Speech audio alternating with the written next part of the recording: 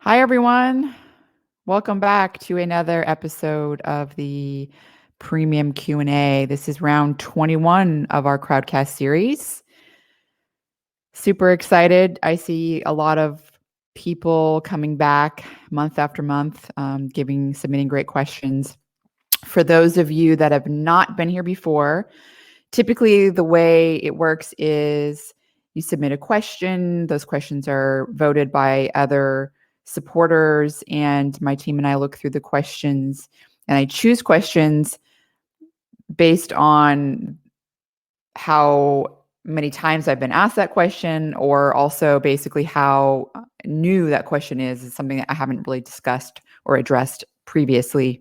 And so what I do is usually I'll do a deep dive into a couple of those questions. So go in more depth and more details. Usually 2 to 3 questions will be like that. And then there's a variety of other questions that are shorter answered, and then also some rapid fire questions, which are really quickly answered. So that's kind of the format. I also don't always go with the top voted questions and addressing them first, but sometimes they come later in the Q&A session. Also, as a reminder, nothing in these Q&A sessions are medical advice. This is often just me and my team diving into the scientific literature and summarizing findings. It's also me telling you guys what I do in my with my diet or with my lifestyle, or what I'm taking in terms of supplements and things like that. And so you should always run any supplemental changes or lifestyle changes by your physician. With that said, I also will answer questions in the chat live, and I see quite a few questions have already sort of been submitted in the chat. I'll try to scroll up and get some of those that were submitted earlier. So I'm going to jump into the first deep dive question. This question was submitted by Donna Jean. They ask, is there any evidence for the role of fermented foods in generating, maintaining, restoring a healthy gut microbiome? So fermented foods are packed with lots and lots, billions of live bacteria, sometimes even fungi, that provide various health benefits. So for example, they can adhere to the mucosal membrane and outcompete other harmful bacteria in the gut. They also secrete metabolic byproducts, such as short-chain fatty acids, that can be beneficial to the host, which is us, humans. So let's dive into some of the actual types of fermented foods and what those fermented foods, what their effects are in terms of biomarkers or health status. So the first would be fermented milk, which is known as yogurt. So yogurt's been able to decrease the abundance of pathogenic bacteria while also increasing the abundance of beneficial commensal bacteria like lactobacillus. It's also been shown to increase the production of short-chain fatty acids within the gut. In patients with Crohn's disease, yogurt decreased inflammatory biomarkers such as C-reactive protein, and it also improved gastrointestinal symptoms like bloating. In people with type 2 diabetes, yogurt with the bacterial strains Lactobacillus acidophilus and Bifidobacterium animalis. It lowered HbA1c, which is a long-term biomarker for blood glucose levels. It lowered TNF-alpha, which is a biomarker of inflammation, lowered total cholesterol, it lowered LDL cholesterol, and this was compared to unfermented milk. So the fermented milk being yogurt compared to the unfermented milk, which was the quote unquote placebo control. There were additional benefits. So in addition to beneficial effects on the gut, the yogurt also, there was yogurt with the bacterial strain L. rhamnosus, which was able to decrease the amount of Streptococcus mutans bacteria in the mouth. So it's very interesting that there was this crosstalk between the gut microbiome and the oral microbiome. And interestingly, this specific type of bacteria found in the mouth, the Streptococci mutans, which also, by the way, xylitol chewing gum has been shown to decrease. And we're going to talk a little bit about xylitol later on in this Q&A. But that type of bacteria is associated with both blood and heart infections. So I think I thought that was a very interesting piece of information. Back to the fermented milk. So the yogurt with live cultures has also been shown to reduce the abundance of pathogenic bacteria, a variety of types: E. coli, Biophilia wadsworthia, also H. pylori. It's also increased beneficial strains, many different types of beneficial strains in the gut. Just study after study showing this. Yogurt with live cultures also has been shown to increase IgA antibodies, which is the type of antibody that is able to provide immunity along the mucosal membranes in the gut and also in the lungs. So that's really having more IgA is really associated with better gut health. Interestingly, just as a side bit, in females, particularly premenopausal females that are experiencing their cycles, estrogen is known to increase IgA secretion in the gut. And it's, I think, one of the reasons why, many women, I think, have observed there are changes in their gut health that is very, very correlative with their cycles. And oftentimes when women are in their estrus cycle, the so-called follicular phase, they are producing more estrogen and they're secreting more IgA, and they're having, basically their gut is probably functioning better. Whereas when progesterone is predominant, the luteal phase, that phase is not only associated with the decrease in the secretion of IgA, which also helps stave off pathogenic bacteria in the gut, it's also associated with slowing gut motility. And so you may often notice, if you're a woman, that you have more bloating, maybe you're a little more constipated, your stools are a little harder or different. So that also is very something to keep in mind when you're tracking your cycles, to basically maybe increase your fiber intake, particularly, even more than you would during that phase of your cycle. That has helped me tremendously. And I know a lot of other women that I've spoken with, it also seems to have helped them as well. But that was a complete tangent.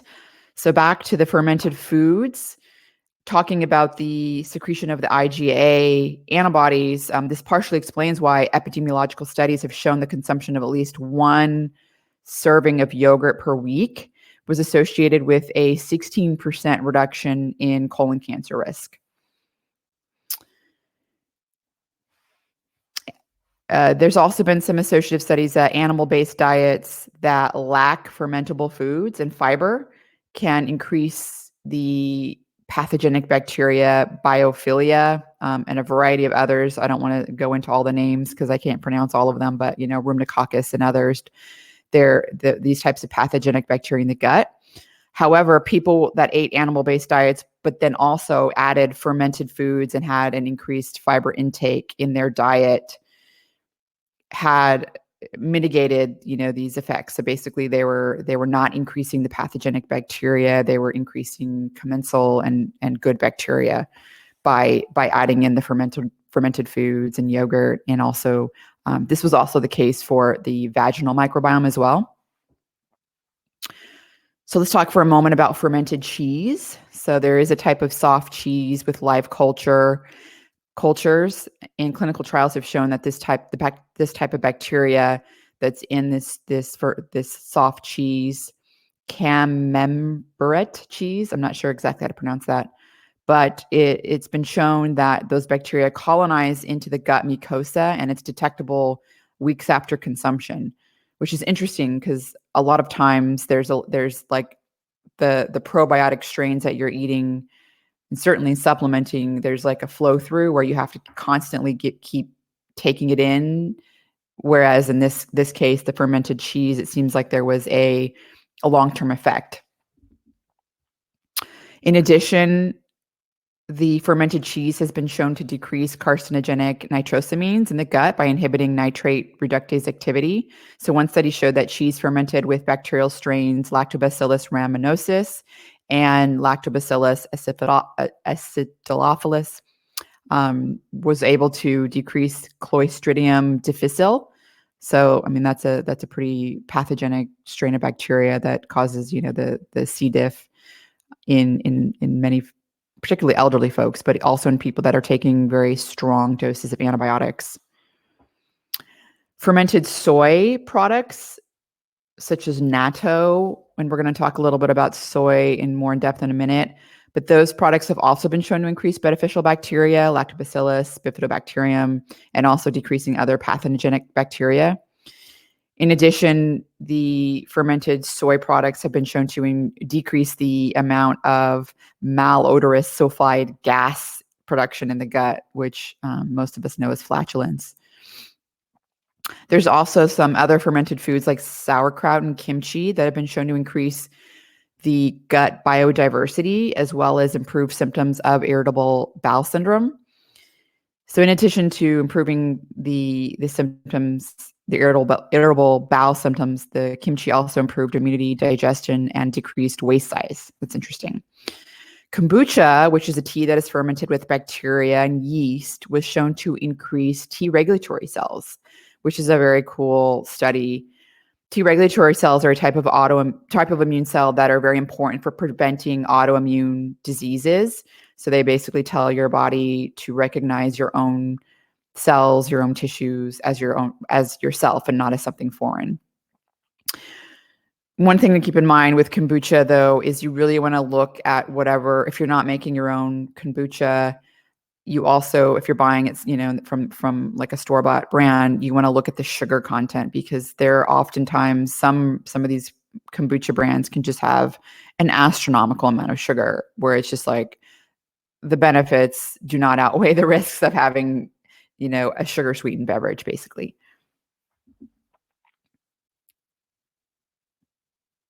It does make a difference whether the fermented food still has live cultures in it. So fermented foods that no longer have live cultures, like wine, also many cheeses, can still influence the gut microbiome, but their influence is very transient. So like I was just saying a moment ago, the soft fermented cheese with live cultures, which is kind of rare for cheese, that was able to have a more long-term effect in terms of commensal probiotic bacteria in the gut versus something that is a fermented food like wine that does not have live culture. Interestingly, studies have shown that one glass of red wine a day increases gut biodiversity and reduces the pathogenic LPS-inducing bacteria. And those same studies also showed that red wine decreased systolic and diastolic blood pressure, triglycerides, total cholesterol, HDL cholesterol, C-reactive protein, and liver damage, which is very interesting. Again, this was, in terms of the gut effects on the biodiversity, this was, they were having a continual like one glass of wine a day. It wasn't just a, long-term effect. It is important to point out that the field, this gut microbiome field it's really been exploding over the last 5 years or so. And while research suggests that gut, biodiversity is good, it's not really known, how much biodiversity you want and how optimal, what's normal. There's a lot of questions still that need to be answered. So it's not, necessarily like you always want tons and tons and tons of biodiversity. We don't really know which strains and how much of those strains you want, and is there an optimal ratio of these? And there's so many unknowns that are still out there in terms of the in the microbiome field. So that's just something to keep in mind.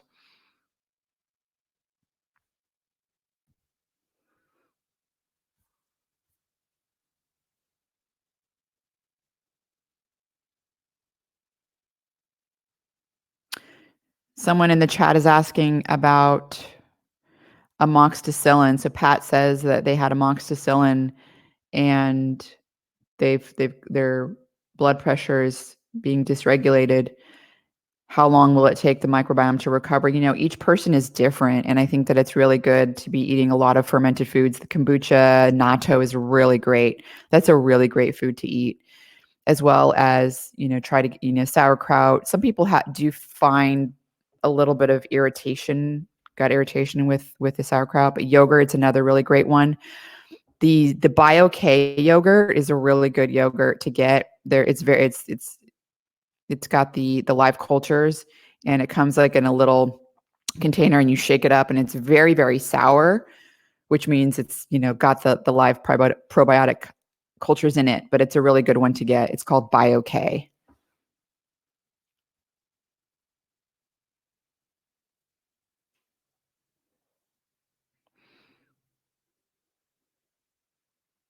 So Lance is asking an interesting question that I don't know the answer to. Any information on gut microbiome and heart health?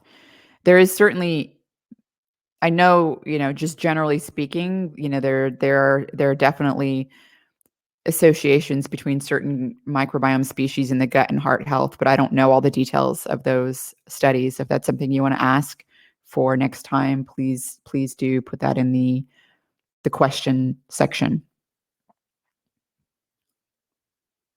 So the next question was submitted by Rachel Swanson, and this question has to do with soy. I told you we would get to that in a minute. Rachel asks, soy intake is a controversial and polarized topic in the field of nutrition, even among physicians. What are your personal thoughts and interpretation of the literature? Do you or your son consume any soy products? So let me answer the second part of that question first. The only soy products that I eat and also I give to my son are edamame.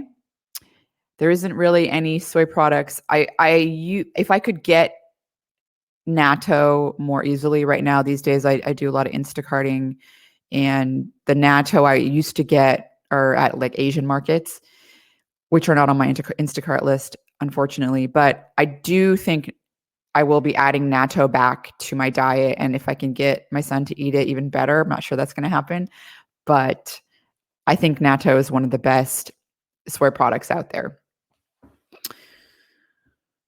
So let's talk a little bit about what our deep dive in the literature on soy found, because I was a bit surprised.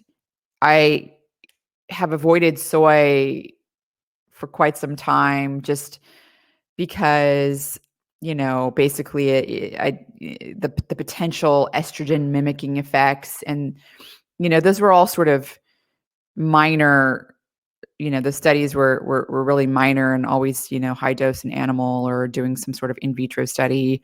But I just never found, because I do eat animal protein, I never found like the need to use soy as a protein source. But I do want to, let's just talk about what some of the randomized controlled trials and observational studies. So there's meta-analyses that have been done on randomized controlled trials and also observational studies with both soy and isoflavone consumption. First, let's talk about mortality, all-cause mortality. There's been no association found between soy consumption and all-causes cardiovascular or cancer mortality. When analyzing the data separately with fermented and non-fermented soy products, the consumption of fermented soy products, so miso and natto, was associated with a 16% decrease in cardiovascular mortality. However, natto is high in vitamin K2, and it's also high in spermidine. So there's some confounding factors there. Let's talk about cancer. So high intake of soy was associated with a 48% reduced risk of ovarian cancer, 29% reduced risk of prostate cancer, 22% reduced risk of gastric cancer, 21% reduced risk of colorectal cancer, 17% reduced risk of lung cancer, and 13% reduced risk of breast cancer. The only one case where soy was associated with an increased cancer risk was in one case, and it was with males drinking hot miso, and they had a 14% increased risk for gastric cancer. And this was only if they had 5 cups of miso soup per day. Sorry, no. 1 cup per day was a 14% increased risk. 5 cups per day was associated with a 31% increased risk of gastric cancer. But it's really interesting and important to keep in mind that in Japan, miso is consumed hot, and there is a link between consumption of hot beverages and gastric cancer.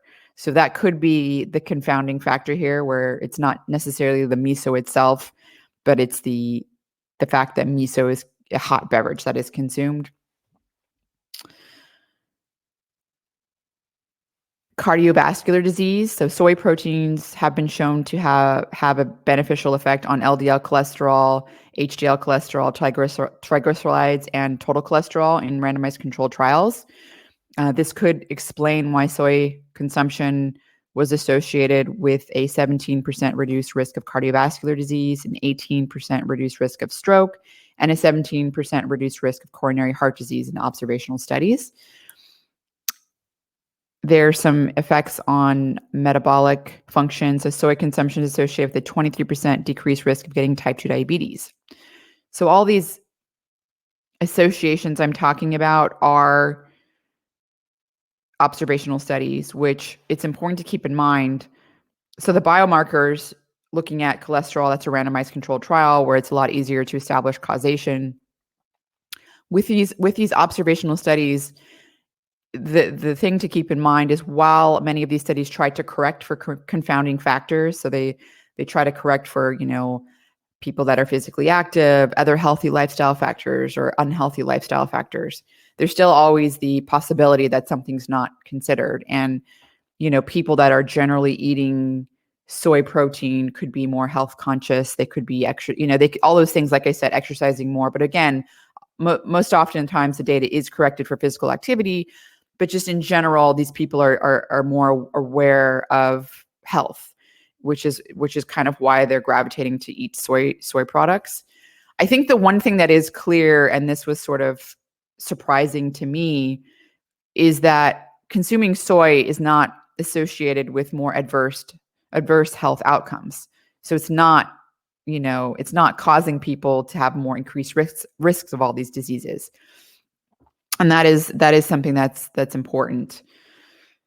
So, at the end of the day, I still probably won't be consuming a lot of soy products just because, and certainly I think that during development, when there's a lot, the effects of hormones and things like that are a lot more powerful, I certainly won't be giving my son soy products for the most part, unless maybe some fermented, like the natto, and I think the edamame is okay.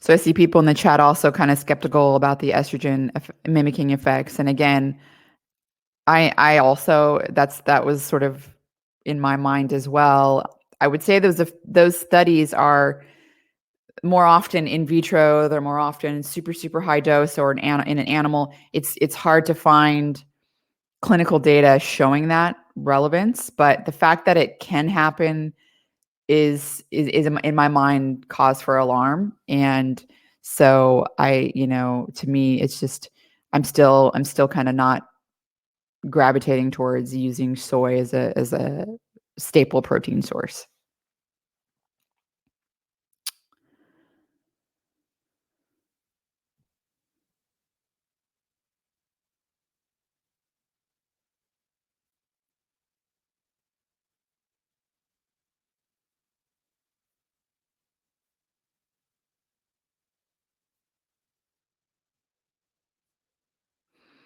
So there's some other chat questions about off topic, but about water filters and if reverse osmosis is a good option compared to the Berkey, which someone's pointing out there was some skepticism there. I can tell you, so I have both a Berkey filter and I have reverse osmosis filter, and I use both. With respect to the Berkey, I've done my own sort of tests, where you like do the food coloring and you see if it's, coming through. And, I mean, I guess there's no way to know for sure if the filters are doing what they're allegedly supposed to be doing, particularly if they're not third party, being third party tested by someone like NSF or something. So I do think there's some good skepticism to bring up there. And I also do like the reverse osmosis. So I do, like I said, I do have one of those on my sink as well. And I do use both. There's also another question in the chat about choline supplementation while pregnant. And again, I certainly can't give any advice to someone who's pregnant. I can tell you that there is a published study showing that choline supplementation during pregnancy was associated with improved cognition in the offspring, in children. I myself was eating like 4 eggs a day. Egg yolks are really high in choline. And so that's how I was getting my choline supplementation. I did supplement with choline while I was nursing, but the only choline that I had during pregnancy was I had some in my prenatal vitamin. And I also was, like I said, I literally was eating 4 eggs every day. Eggs is like a staple in my diet. So I was getting a lot of it. I was getting a lot of choline. So let's move on to the next question, which has been a recurrent question. James has submitted this question probably 3, maybe 4 times. So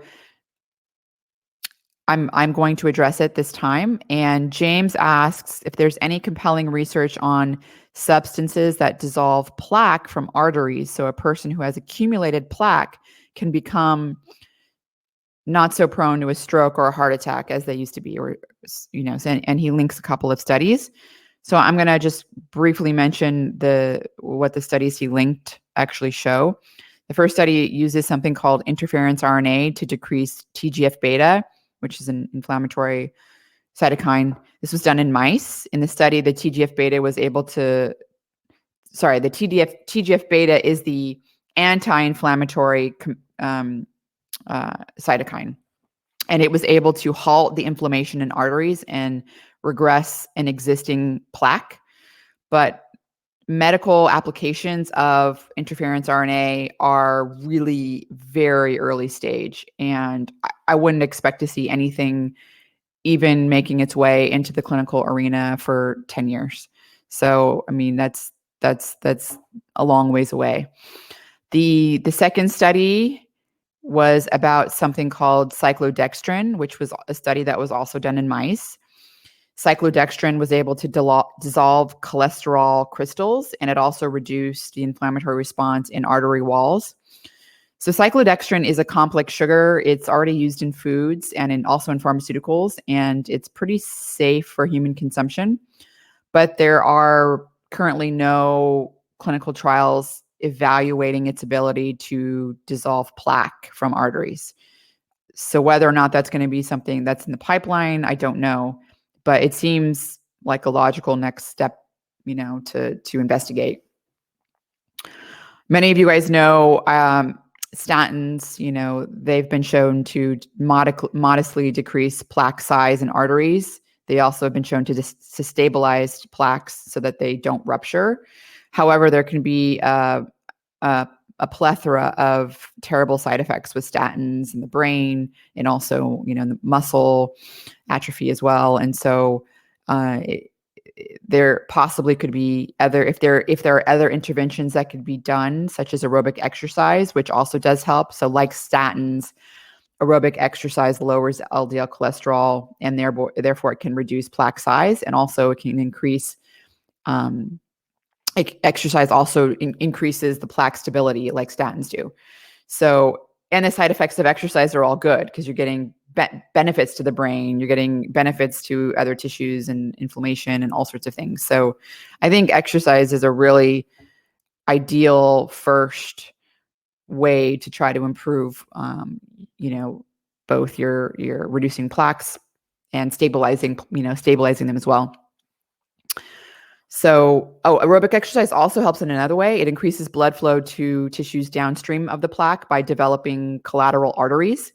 So this has two benefits. First, it reduces discomfort associated with peripheral artery disease and stable angina. These diseases are caused by a lack of blood flow to the narrowing arteries. And second, it also, if a plaque ruptures and forms a clot, the collateral blood vessels can sort of preserve more tissue. So if this happens in the heart, it could mean the difference between basically life or death from a heart attack. Just there's so many reasons why exercise is just the best for health. It's just overall like just amazing.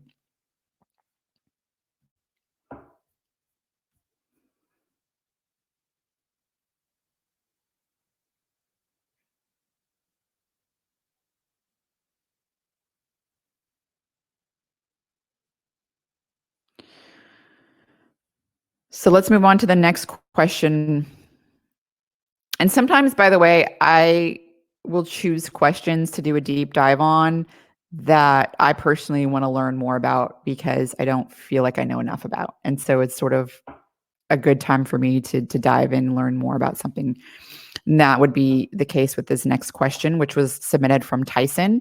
And Tyson asks, could you give your thoughts on advanced glycation end products, which I refer to as AGEs? They're called AGEs. Do you consider AGEs when thinking about your diet or how to prepare your food? Do you recommend any supplements to combat AGEs? So AGEs are compounds that are formed when fat or protein reacts with sugar. And they're formed endogenously in the body, but they're also they're found in food. And typically when the reaction that happens under high heat. So consuming a diet high in these advanced glycation end products causes an increase in these AGEs in our blood and also in tissues, and it increases inflammatory biomarkers as well. So our bodies do have enzymes that can break down and excrete the advanced glycation end products. Almost all tissues have them, but they're especially prevalent in the brain and kidneys. People with diabetes are most vulnerable to them because their high blood glucose levels cause more advanced glycation end product formation, and because they have kidney damage, that can lead to a decreased clearance of them. So they get not only increased production, but they have also decreased clearance. And so the end result is net increased advanced glycation end products. And these AGEs have been shown to play really insidious role in many complications, particularly with diabetes, such as cardiovascular disease, retinal damage, nerve damage, and also worsening of kidney function. They also contribute to age-related macular degeneration, heart disease, and dementia, as well as skin aging, which was something that caught my attention many years ago. One study found that those people with highest blood levels of advanced glycation end products were almost twice as likely to die from heart disease than those with the lowest levels. And one mechanism for that is the observation that these advanced glycation end products can react. They're highly reactive, and they can react with LDL particles, making them unrecognizable to LDL receptors. And therefore, the LDL particles basically don't get cleared, and they sort of start this inflammatory cascade in the blood vessels. There's also some implications that advanced glycation end products have a role in Parkinson's disease as well, where it can promote the formation of alpha-synuclein inclusion bodies in the brain or in neurons. So these can aggregate and form these inclusion bodies. There's also been studies showing that they increase reactive oxygen species, they cause vasoconstriction, they help secrete pro-inflammatory cytokines, they basically can change the function of cell membranes, platelets, coagulation factors, they change the structure of collagen, and so they kind of contribute to skin aging and all sorts of things. So clinical trials have shown that people with diabetes, as well as obese individuals with kidney disease, people that with diabetes that are obese and have kidney disease, if they eat a high advanced glycation end product diet, this leads to increased levels of the advanced glycation end products in their blood, as well as an increased levels of inflammatory biomarkers. And the reverse is true. So if they eat a diet low in them, they have lower levels in their blood. Makes sense. The advanced glycation end product in food is dependent on the cooking modality and also the type of food. So cooking in dry, high temperatures, such as grilling, frying, or toasting, increases the amount of advanced glycation end products in food up to 100-fold. For example, one fried egg has 1,240 kilounits of advanced glycation end products, whereas a scrambled egg has 50 kilounits. Bacon that has been fried has 12,000 kilounits, while bacon that has been microwaved has 1,200 kilounits. But who wants to eat bacon that's microwaved, right? Broiled salmon has 3,000 kilounits, while microwave salmon has 800 kilounits, and raw salmon has 500 kilounits. In addition, foods that are high in fat and protein are more likely to form advanced glycation end products than foods that are predominantly carbohydrate. For example, a roasted piece of turkey has 4,200 kilounits per serving, while a toasted bagel has 50 units. Now, there's other pros and cons there, of course, like glycemic index and things like that, but we're focused on the advanced glycation end products here. There are both pharmaceuticals as well as supplements, micronutrients, vitamins, minerals that have been shown to lower the amount of advanced glycation end products.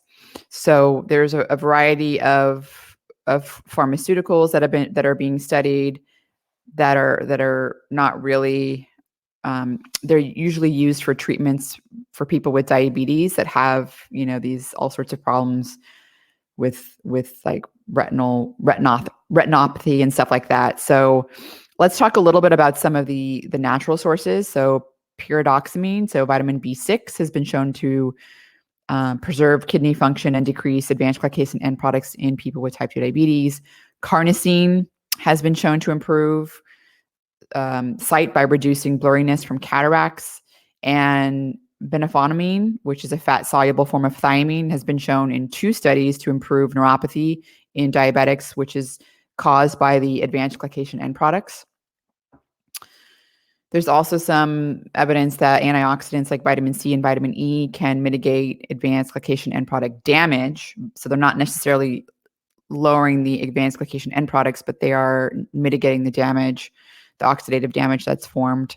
Aerobic exercise has also been shown to reduce advanced glycation end products. In fact, one randomized controlled trial showed that healthy women that increase their number of steps per day also reduce the levels of advanced glycation end products in their blood.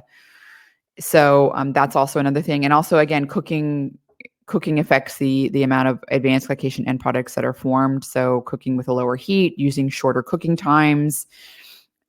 Also, interestingly, cooking with acidic ingredients like lemon or vinegar also significantly reduces the amount of advanced glycation end products formed during cooking. So that's sort of a little trick as well. So that was all very informative for me in terms of the advanced glycation end products.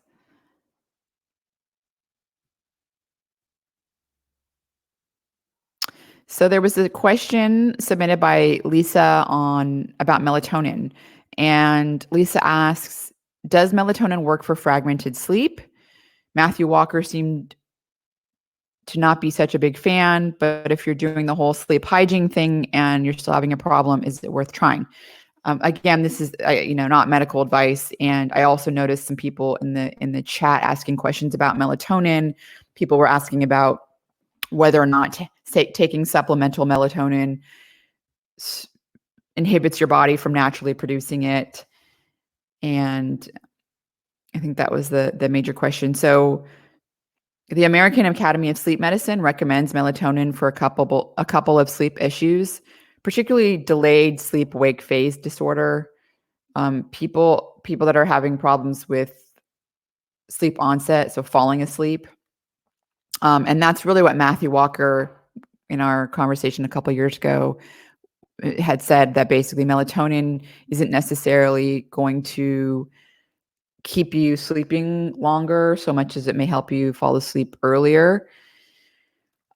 Honestly, there has been one study that did find that 3 grams of melatonin a night did decrease sleep interruptions from 4.5 wakes to 3.1 wakes per night. Personally, I think it's worth trying. I take melatonin. I've found that it helped reduce my night terrors they're almost non-existent. They only now happen when I'm really, really, really stressed. So, and I actually take 10 milligrams a night. I take a pretty high dose. So for me, I really like taking the melatonin, and it helps me out. I mean, I don't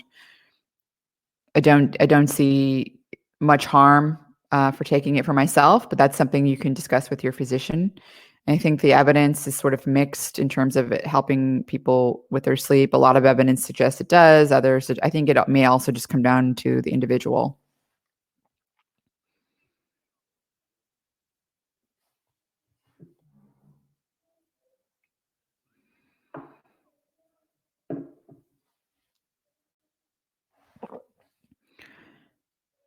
So 2 people in the chat are asking what brand of melatonin I take. I take right now, I'm doing 10 milligrams of pure encapsulations melatonin.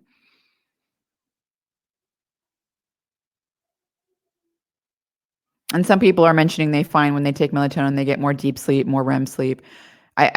You hear a lot of anecdotes like that. I think melatonin can affect people's sleep differently in different ways, and I don't see any harm, and I certainly have found it to be beneficial whenever I have traveled, which hasn't been much in the past.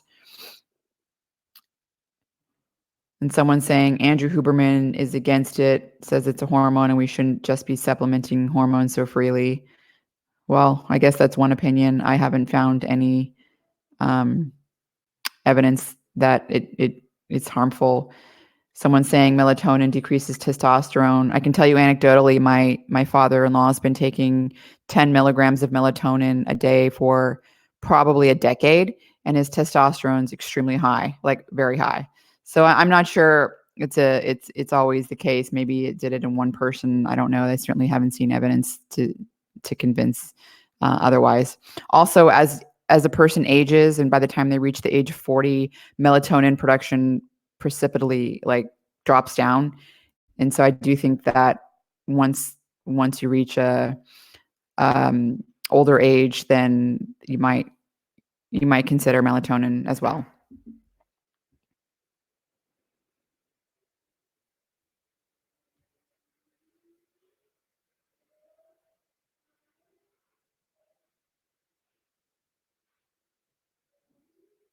So the next question was submitted by Redoon, and they ask, does xylitol spike insulin or alter the gut microbiome? Is there a safe sweetener like monk fruit, or what about erythritol? So I mentioned back in Crowdcast number 16, I said that we had already covered xylitol and that xylitol did not affect the gut microbiome. However, it was actually erythritol that we covered in Crowdcast number 14 more in detail. So for anyone that wants to go back and check that Crowdcast, we go into more detail on that. So xylitol, the body does not metabolize xylitol to produce energy. So it's 0 calories, but it is so because the body has to metabolize it to produce energy, it's still 0 calories, but it's basically 40% fewer calories than sucrose. It belongs to a family of sugar alcohols called polyols, which are where the carbonyl group is replaced by an alcohol group. And this change delays digestion and metabolism so that it only mildly elevates blood glucose levels, and it does not cause an insulin spike. This is reflected in the glycemic index. So xylitol has a glycemic index of 7, while table sugar has an index of 70. In addition, they both have the same sweetness, and in high doses, xylitol can actually act as a laxative. And a handful of both animal and human studies have found that xylitol modestly affects the gut microbiome. However, it is unclear what implications it has for overall health. I would say the main reason I use xylitol is in my chewing gum, because it has been shown to decrease the streptococci mutants in the mouth and the oral microbiome, and that's associated with beneficial effects on cavity formation. It's associated with beneficial effects on both blood and heart health, as I mentioned, because those bacteria are associated with adverse effects on in both blood and the heart. So so I do like to chew the xylitol gum. Interestingly, there was some preliminary evidence that both aspartame and sucralose could alter the gut microbiome in some preliminary human studies and some animal studies as well. But there have been some follow-up studies, randomized controlled trials, that seems to suggest that neither aspartame or sucralose significantly alters the gut microbiome. Most of aspartame is absorbed before it reaches the large intestine, and the ester compounds of the amino acids of aspartame are aspartic acid and phenylalanine. I am a little concerned about the phenylalanine. There's been some evidence of neurotoxic effects of phenylalanine, but anyways, the aspartame is metabolized into the amino acids aspartate and phenylalanine, as well as methanol, which are absorbed in the gut. So aspartame is actually 200 times sweeter than sucrose, and the FDA has an acceptable daily intake of aspartame of 50 milligrams per kilogram body weight per day. In my opinion, I don't think aspartame is good, honestly. So I choose not to consume it at all. And the same for sucralose, which is Splenda. But again, there have been some studies, randomized controlled trials, that showing that sucralose does not appear to significantly affect the gut microbiome. The sucralose is basically a sucrose molecule where 3 hydroxy groups have been replaced with chlorine atoms. And this results in a sweetness of 600 times sweeter than sucrose. And so Splenda is actually 95% bulking agents like dextrose or maltodextrin, and 5% of it being sucralose. And isotope studies have shown that 85% of sucralose is eliminated unchanged in feces. And the remaining 15% of oral intake is absorbed and excreted through the urine.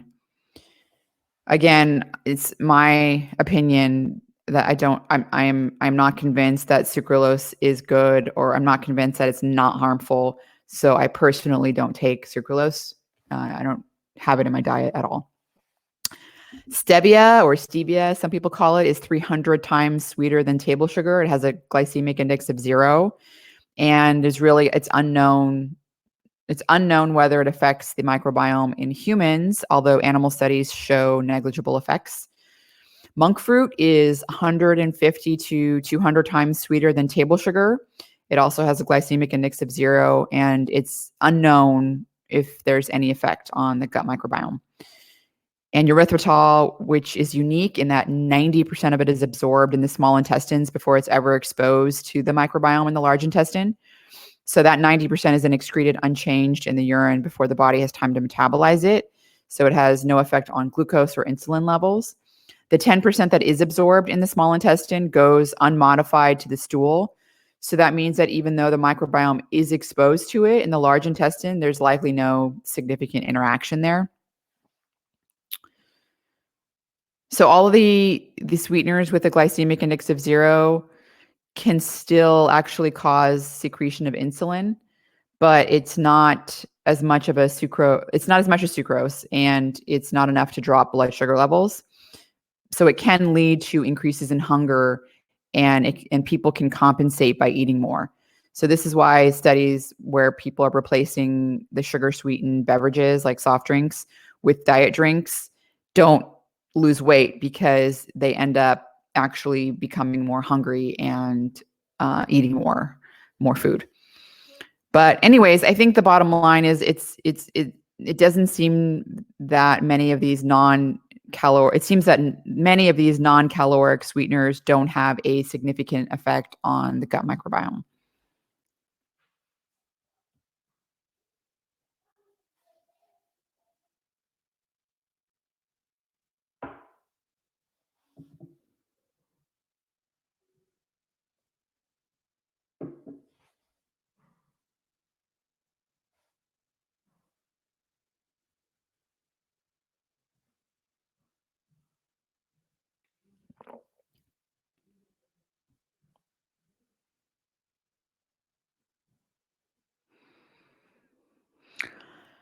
So there was another question submitted by Kimber G, and this question was about the recent animal study that showed heart damage from a long-term ketogenic diet.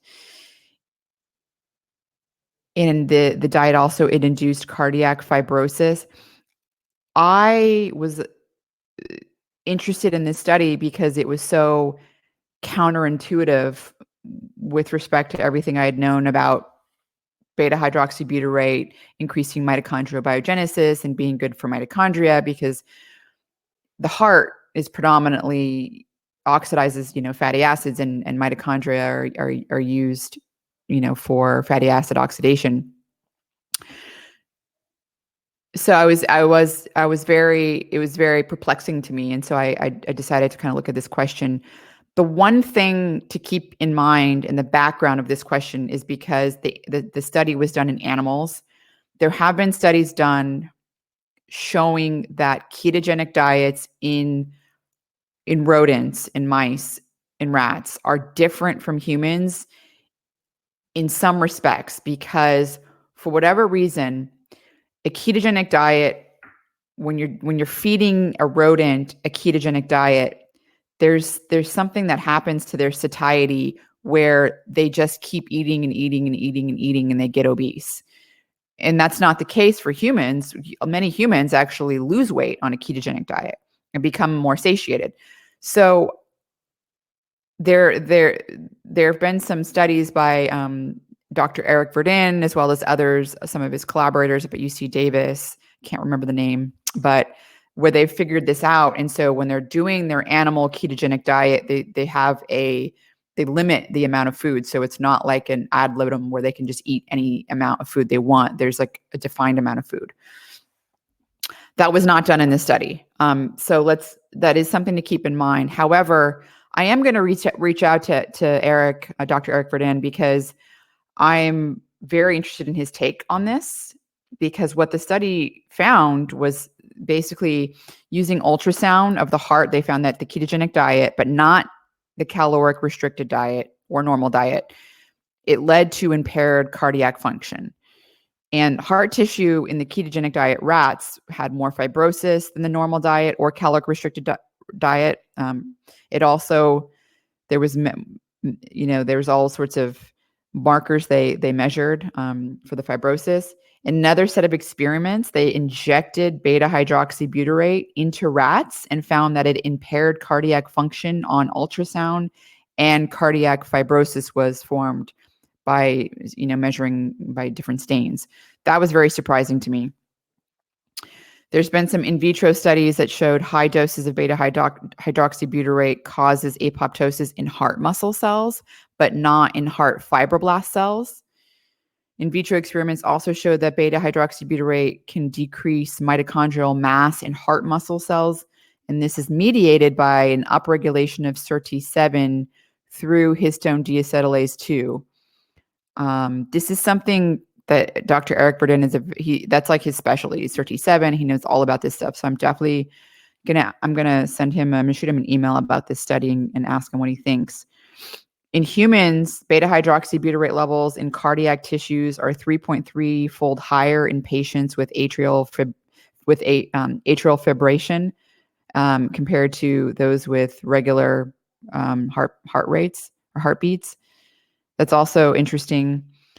So the mitochondria was also significantly lower in cardiac tissues from the patients with AFib, which is also weird because, well, that's not weird, but I mean, the fact that beta hydroxybutyrate has been shown to increase mitochondrial biogenesis, this is sort of counter to that. So I'm not exactly sure what's going on, and it's a little concerning, to be honest. So I'm going to follow up on that to see exactly.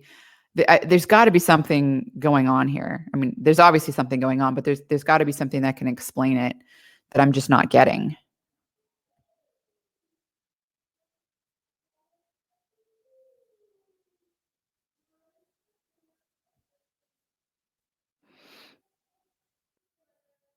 So along a similar lines, someone was asking about the exogenous ketones. So Xavier asks, do we need to manage electrolytes when doing a 5-day fast? If so, shall we target RDAs? Can we supplement with beta hydroxybutyrate salts like sodium beta hydroxybutyrate, calcium beta hydroxybutyrate, magnesium beta hydroxybutyrate without losing the full benefits of the fast? You previously mentioned that you took a beta hydroxybutyrate ester and raised your plasma levels. Which brand and what dose did you take? Thank you. So with respect to the brand I previously have used, I have used the HVMN beta hydroxybutyrate ketone ester. It is currently unavailable. It's back ordered. It's been that way for quite some time. And I took the whole 30 mils. I never tried aliquoting out just like a mil or 2 or 10 or something and trying. So I took the whole bottle and significantly raised my ketone levels. I've heard that ketone 8 is good from other people. I have not personally tried it, but I've heard it's good. So let's talk a little bit about the electrolytes and fasting. Again, this is not medical advice at all. Please, do not do anything. Doing a 5-day fast without a physician's, guidance is dangerous. So I'm just going to talk to you about some of the information that I have found in the scientific literature. Honestly, I don't even know, like, if I was doing a 3 to 5 day water fast, if I had to take a supplement or not. I think it has a lot to do with the amount of exercise a person does during a fast or how much they sweat and lose more electrolytes as well. I do hear from a lot of people that taking table salt helps with their longer fasts as well. If you look at studies, particularly older studies in the literature, sodium and potassium excretion does happen pretty rapid, and it's high during the first 5 days of a fast, and then it tapers off when someone's doing a really, really, really long fast. So the body does lose the sodium and potassium in the first 5 days. And this does occur without significantly changing serum electrolytes or osmolarity or plasma volume. Other electrolytes like magnesium, calcium, and phosphorus tend to follow the same trend, again, with the greatest losses in the first week. There was some data that showed supplementing with electrolytes, including sodium chloride, during a fast. The sodium excretion increased significantly with sodium chloride supplementation during a fast, but there still was an overall positive sodium balance compared to not supplementing with the sodium. So it does see, a lot of people do supplement with the sodium. The one thing is that the supplementing with the sodium during a fast may prevent the weight rebound that occurs because a lot of body water is lost during a fast, and that doesn't happen as much if people are supplementing with sodium.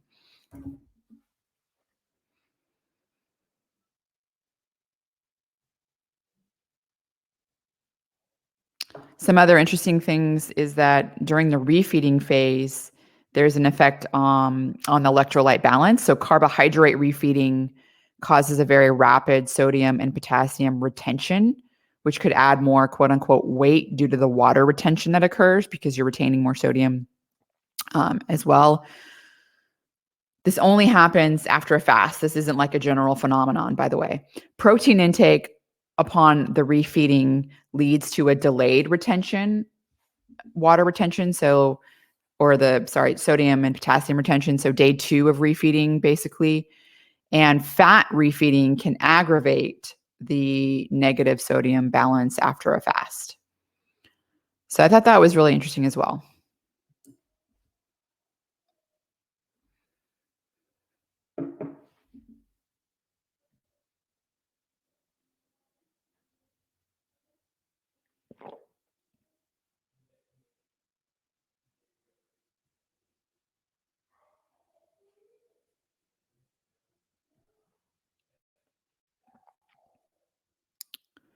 So let's talk about some rapid fire questions. Roshini asks, what biomarkers would you say are the most important, and which ones do you check regularly? So a lot of the really important ones have to do with lipids, lipoproteins, inflammation, oxidation, glucose regulation, and then, of course, a lot of the, routinely measuring a lot of the hormones, thyroid hormones and stuff are important as well. But the lipids and lipoproteins, so some of my favorites, total cholesterol, of course, LDL cholesterol direct, HDL cholesterol, triglycerides, non-HDL cholesterol, ApoB, LDL particle number, small LDL particle, small dense LDL cholesterol, ApoA1, HDL particle number, HDL2 cholesterol, ApoB, ApoA1 A1 ratio, LPA particle or LPAP, and LDL triglycerides. I think those are some of my favorite lipoproteins and lipids.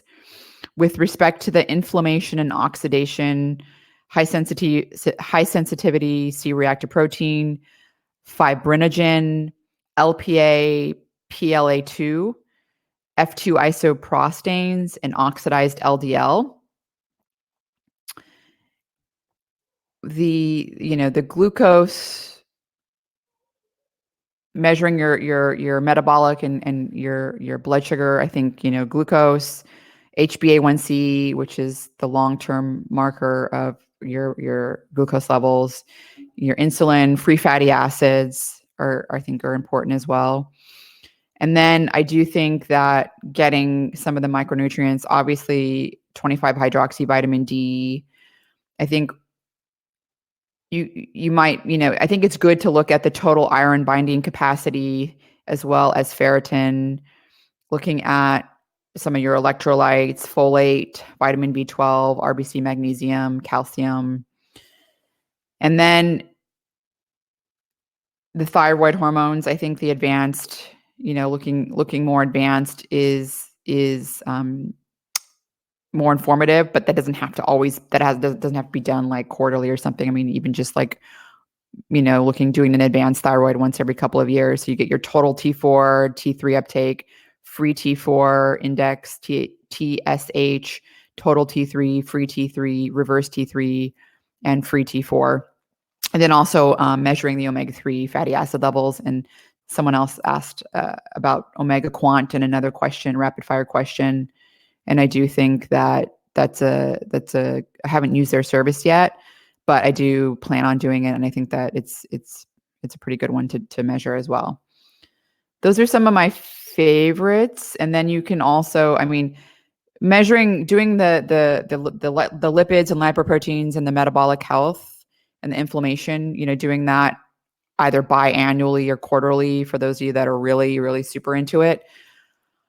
Otherwise, doing just an annual, like doing all those things annually, along with looking at hormones. So, female hormones, if you're a woman, you can look at your reproductive panel, like progesterone, follicle stimulating hormone, luteinizing hormone, as well as the other sex hormones and estradiol and DHEA, free testosterone, and SHBG.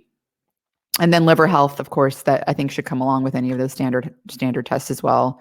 So the typical AST, ALT, the total bilirubin and albumin, total protein, and the bun creatine as well.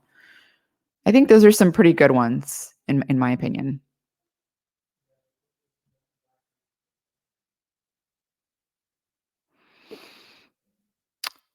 So another rapid fire question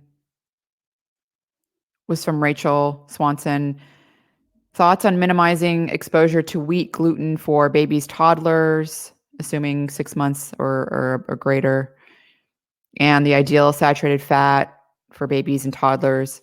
So interestingly, there have been studies that have shown that gluten exposure along with complementary. So when you're doing complementary foods along with breastfeeding, that it's actually beneficial to expose breastfeeding babies to wheat and gluten because they're much less likely to develop any sort of wheat or gluten intolerance or also celiac when they're exposed while breastfeeding, because the components in the breast milk, all the the various components in breast milk is basically having such a beneficial effect on the gut that it's basically one of the best times to do that, which is what I did for my son. I also do give my son, who is now a toddler, he does get sprouted whole grains. So he gets sprouted whole grains and he gets oats, he gets quinoa as well. And I do think that fat sources are very important for toddlers. All fat sources like saturated fat, so butter, cheese, avocado. So, the poly and the monounsaturated fat, avocado, nut butter, nuts when age appropriate. And then also, most importantly, fish, which is got the polyunsaturated fatty acid, the omega-3s. So I think at least what I have done with my son is trying to, give him a lot of fat as, early in development as well as protein. So another rapid fire question was from Ron. Ron asks about the cooking oil. So it seems like the coconut oil and grass-fed butters and the grass-fed ghee are the quote unquote paleo kind of way of cooking. In one of your previous Q&As, you mentioned that you cut out cooking with coconut oil. It dramatically lowered your LDL. What is your recommendation for cooking oil? And also, can you revisit the issue with fraudulent olive oils? So I cook with either butter or avocado oil, depending on the food. So avocado oil is high in monounsaturated fat. It's got a high smoke point, very, very, very low in PUFA. And so it's a really good cooking oil. And with respect to olive oils, most of the California grown olives and olive oils from California are legitimate. A lot of the fraudulent ones were coming from other countries like Italy. So I always go for California olive oils when I buy my olive oil. And I think even Costco sells a very standard California brand that you can open the bottle and you can smell the polyphenols. Like if you go to a restaurant and you order, their salad dressing, or you order olive oil and the oil and vinegar that they usually give you like a little cup of the oil, and you smell it. It usually has no smell because it's usually canola oil. It's cheaper. Olive oil has a very like pungent smell to it. You can smell the polyphenols. It's very obvious. So if you open your olive oil and it doesn't smell like, that polyphenols, it's probably toss it and get another brand.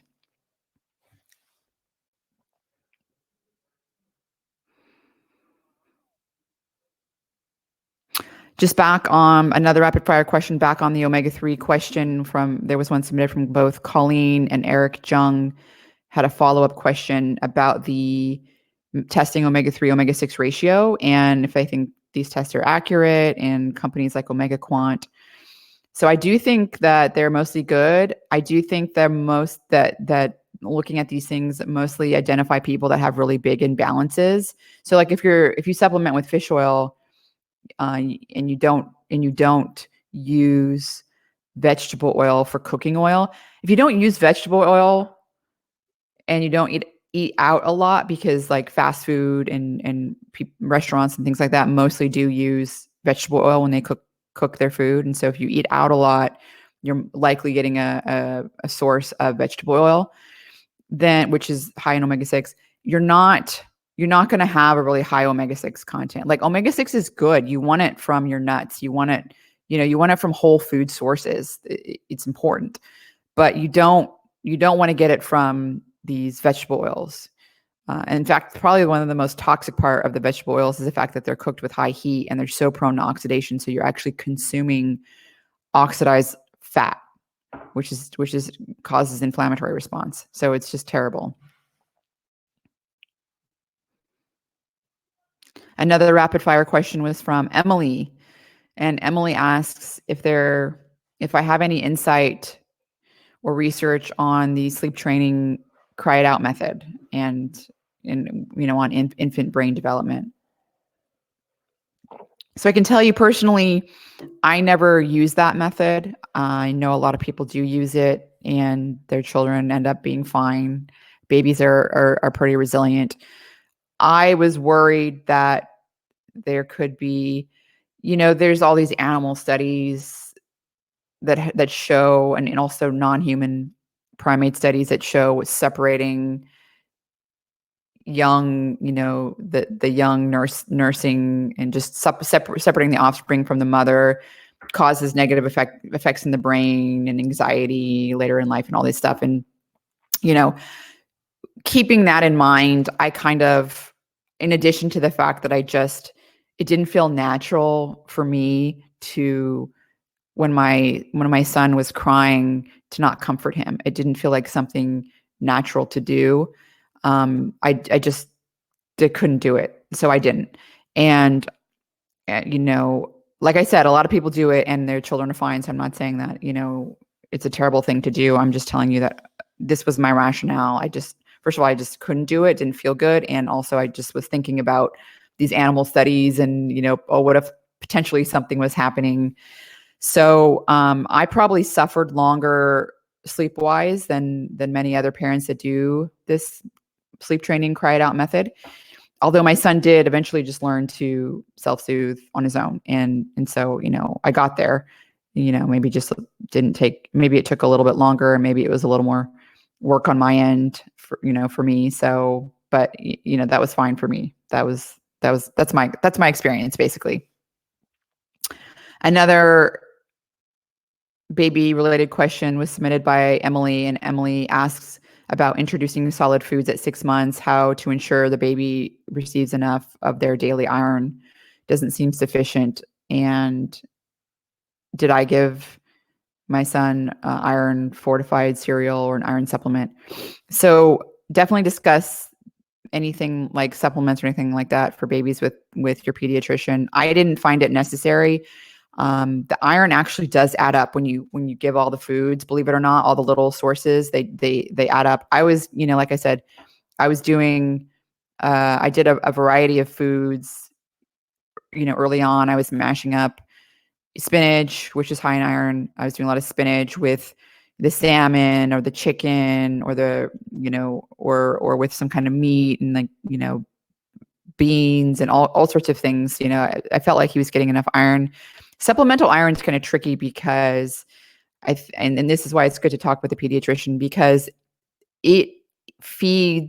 iron feeds pathogenic bacteria in the gut. And so there could be where this sort of the situation that giving an infant supplemental iron when they don't necessarily need it can cause problems, because it allows this overabundance of pathogenic bacteria to grow. And so they could end up having stomach and gut issues. So I was really trying to stay away from that if possible. I didn't do any fortified cereal, but I did oats and oatmeal. And the foods do add up. Believe it or not, they do.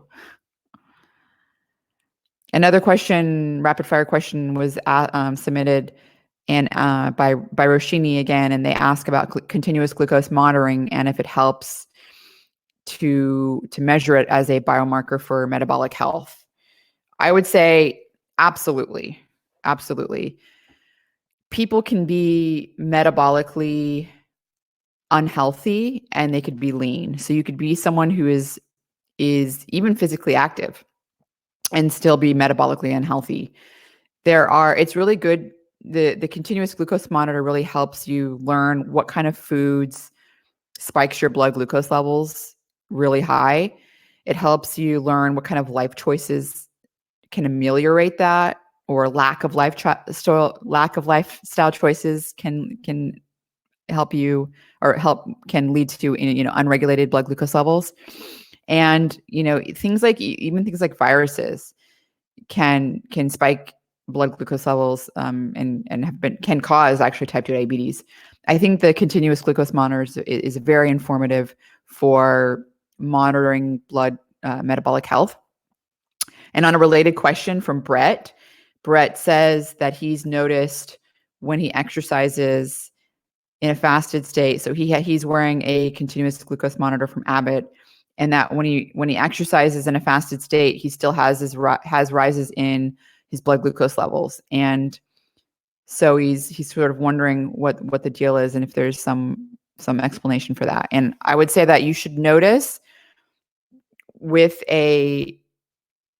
your continuous glucose monitor that you have a dip before a spike. And so usually what happens when you're exercising in a fasted state is that you don't have you're using up your circulating glucose, and you use it up quite quickly, particularly when you start to go into your high intensity workout, when you're really pushing it hard. You go down, you dip, and your body shuts, basically signals to your body, oh, I need to make more glucose. And so gluconeogenesis occurs. So you start to make glucose from amino acids. You start to make it from potentially even glycerol backbone. And so you make glucose, and so it'll spike up because your body's making it because it knows it needs it, because you dip down really low. And that's typically what happens during exercise, is that you'll see a dip and then it spikes back up. And so you may wonder, well, why is it doing that? Well, it's doing that because you need it. You need the glucose for energy. Another related question on continuous glucose monitors was from Kenny. And Kenny asks, do you have any recommendations on how to really use the Dexcom G6 to determine what foods to avoid? For example, how much food do you have to eat to know if your blood sugar is really going out of control? And by the way, I think that Dexcom G6 is not readily available to people, but there are some that are really consumer available, like the Libre, I think, is one that people can just buy. So one thing to keep in mind is you have to calibrate these things. Like, I have found, like, if I have a sensor, or you even not having a sensor that's like older, but particularly when the sensor is older, the blood glucose levels are totally off. And so I calibrate them. It's good to calibrate them on this, particularly on the first couple of days, using so like the finger prick type of blood glucose monitor. So I have a Precision Extra. That's what I use to calibrate. But it's really important to calibrate them, for one. In terms of like setting, how to know how you're reacting. I mean, people react differently. I set my alarm to 120 because I don't want to go above 120 postprandial, for my postprandial spike. And that means I really have to eat foods that are low in glycemic index. And so, leafy greens for the carbohydrate sources, and meats. Most of the vegetables have to be lower in the, for the most part, vegetables won't spike it above that. But if I do something like eat chips and guacamole, for example, then I'll spike above 120. I think, it's really good to just experiment and see how your body reacts to different food types, and also give yourself like a really high signal. So see how it reacts when you eat something that is more refined, like I was eating tortilla chips and that spikes me, or, crackers, like you'll spike up pretty high.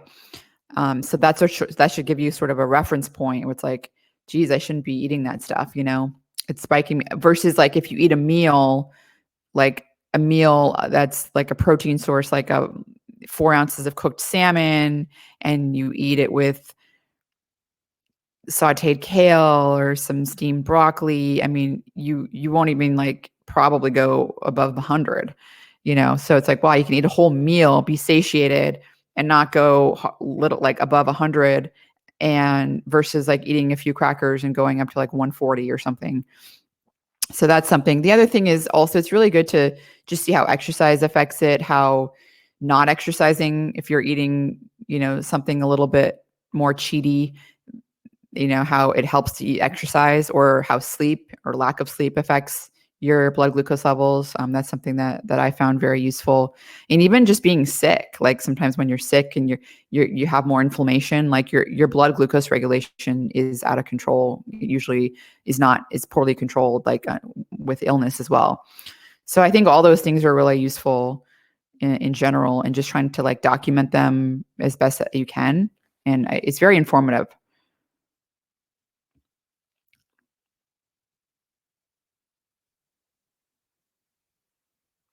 So another question, rapid fire, submitted by Gal, related to child development. Gal is asking about taking her prenatal while breastfeeding. Her son is 18 months and she's still breastfeeding and plans to for another year. But the prenatal that she's taking, which is the one I took, Thorn, has iron in it. And so she's wondering if she should switch. So basically, I personally actually took my Thorn prenatal for like for the first 2 years of breastfeeding. I did a very extended breastfeeding duration. So I did my Thorn prenatal for the first 2 years, and then I switched to my regular multi after that while I continued breastfeeding a little bit longer.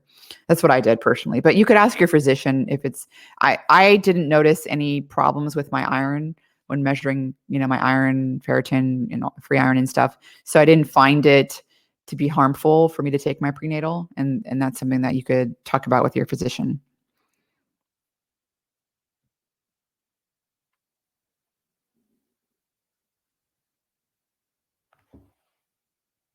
Lisa's asking in the chat, is a few weeks enough with the CGM to figure out your individual responses?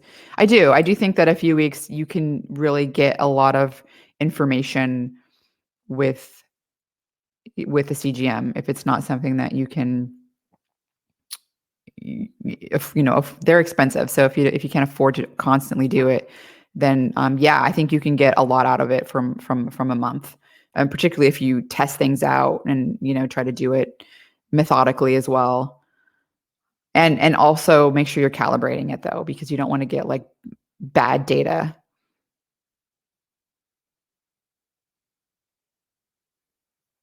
And people are asking about, in the chat again, they're asking about the finding a continuous glucose monitor when you don't have insulin resistance, or you don't have diabetes.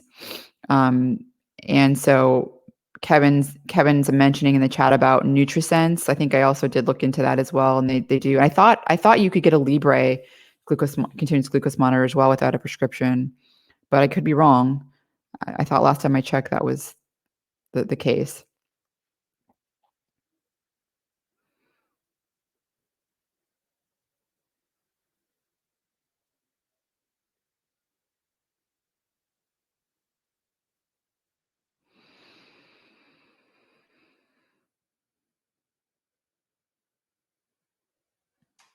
Someone in the chat is talking about the COVID-19 vaccine and miscarriages. The COVID-19 vaccine has not been tested in pregnant women yet. So that's something that isn't, a pregnant woman is, if I were pregnant, I would not get the COVID-19 vaccine until it was tested and safe shown to be safe in pregnant women.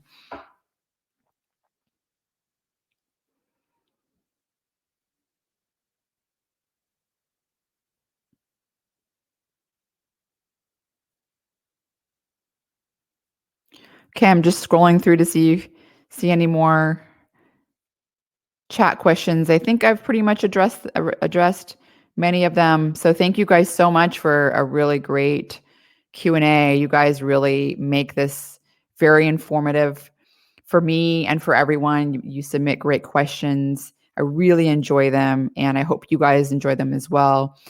Make sure that you check out your dashboard, foundmyfitness.com/dashboard, to be able to see the replay of this Q&A, as well as make sure you have downloaded the private podcast feed so that you can listen to it, as well as listen to our aliquots. Our aliquots we're releasing pretty much on a weekly basis now, and I've gotten a lot of really positive feedback from them. So make sure you're getting your aliquot episodes.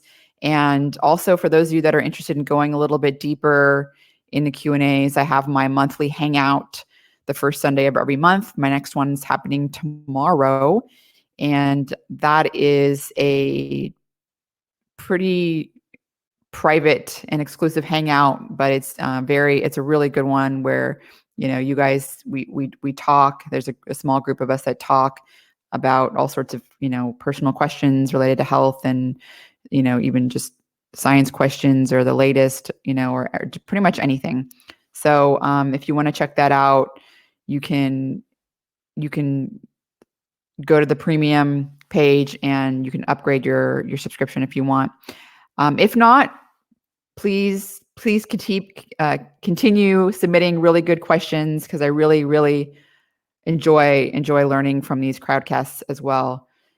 And I think that's it. Next time I will see you will be April, and also be on the lookout for an email with the summary and the show notes to this episode that we just recorded today. Thanks a lot so much, you guys. I'll talk to you guys next time. Bye.